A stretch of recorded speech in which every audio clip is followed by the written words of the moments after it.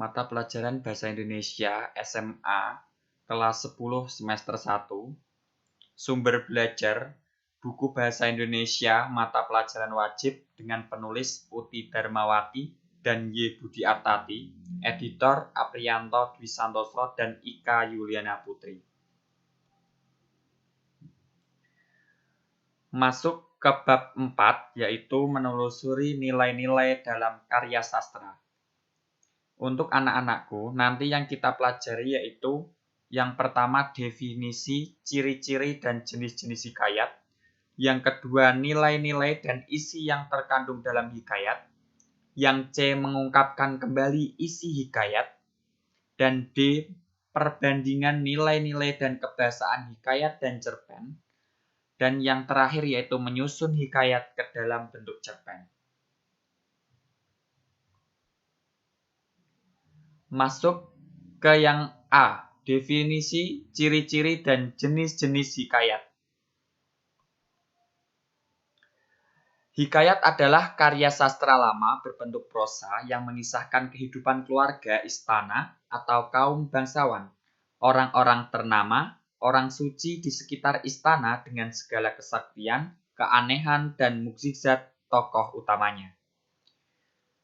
Hikayat kadang mirip cerita sejarah dan berbentuk riwayat hidup yang di dalamnya terdapat peristiwa atau kejadian yang tidak masuk akal dan penuh keajaiban. Hikayat berfungsi sebagai media hiburan, pembangkit semangat, atau untuk meramaikan pesta.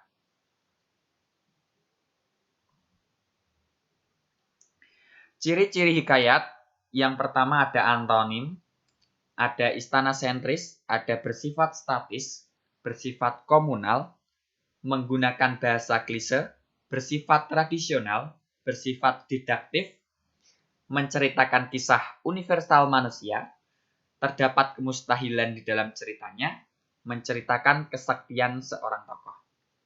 Di dalam ciri-ciri ini, Pak Sen tidak akan menjelaskan pengertian mengenai ciri-ciri yang sudah Bapak jelaskan.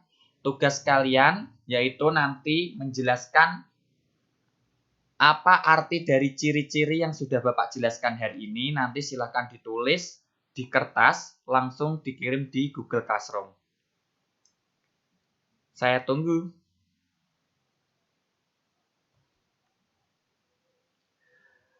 Jenis hikayat berdasarkan fase historis sebagai berikut. Yang pertama, hikayat berunsur Hindu. Sebagai contoh, hikayat Pandawa V dan hikayat Sri Rama. Yang kedua yaitu hikayat berunsur Hindu-Islam. Contohnya, hikayat Jaya Lengkara, hikayat Si Miskin, dan hikayat Indra Putra. Yang ketiga yaitu hikayat berunsur Islam. Contohnya hikayat 1001 Malam dan hikayat Kamar Al-Zaman. Dan masih banyak lagi. Jenis hikayat berdasarkan isi sebagai berikut. Yang pertama yaitu jenis rekaan, sebagai contoh hikayat Malim Dewa. Yang kedua jenis sejarah, sebagai contoh hikayat Hang Tuah, hikayat Patani, dan hikayat Raja-Raja Pasai. Yang ketiga yaitu jenis biografi, sebagai contoh hikayat Abdullah dan hikayat Sultan Ibrahim bin Adam. Masuk ke bagian B, yaitu nilai-nilai dan isi yang terkandung dalam hikayat. Nilai-nilai yang terkandung dalam hikayat juga termasuk unsur ekstrinsik. Unsur ekstrinsik itu apa? Unsur dari luar. Yang pertama yaitu ada nilai religi, yang kedua ada nilai moral, yang ketiga ada nilai sosial, yang keempat ada nilai budaya, yang kelima ada nilai estetika, dan yang keenam ada nilai edukasi. Di sini Bapak akan menjelaskan yang pertama yaitu nilai religi. Nilai religi itu apa? Nilai yang berhubungan dengan kepercayaan. Nah, kepercayaan masyarakat. Jadi yang dimaksud nilai religi itu tidak hanya berhubungan dengan Islam, tapi kepercayaan masyarakat. Yang kedua yaitu nilai moral. Apa itu nilai moral? Nilai yang berhubungan dengan sikap manusia, sikap seseorang. Yang ketiga yaitu nilai sosial. Nilai sosial yaitu nilai yang berhubungan dengan kemasyarakatan. Nah, yang membedakan antara nilai moral dan nilai sosial itu apa?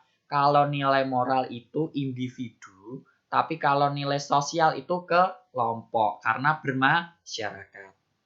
Yang keempat yaitu nilai budaya. Nilai budaya itu apa? Nilai budaya adalah nilai yang berhubungan dengan adat istiadat atau kebiasaan masyarakat. Yang dimaksud kebiasaan masyarakat itu apa, Pak? Kebiasaan masyarakat, contoh kalau di Terpaking itu ada kenduren. Nah, kebiasaan menjenguk orang sakit itu namanya sudah kebiasaan yang disebut dengan nilai budaya. Nilai estetika. Nilai estetika itu apa? Nah, ini saya kasih tugas untuk kalian.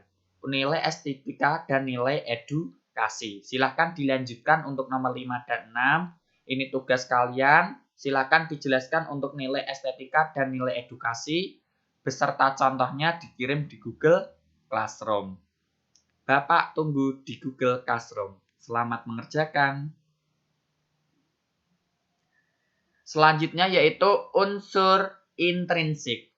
Unsur intrinsik yaitu apa? Kalau tadi unsur ekstrinsik luar, berarti unsur intrinsik berarti unsur dari dalam.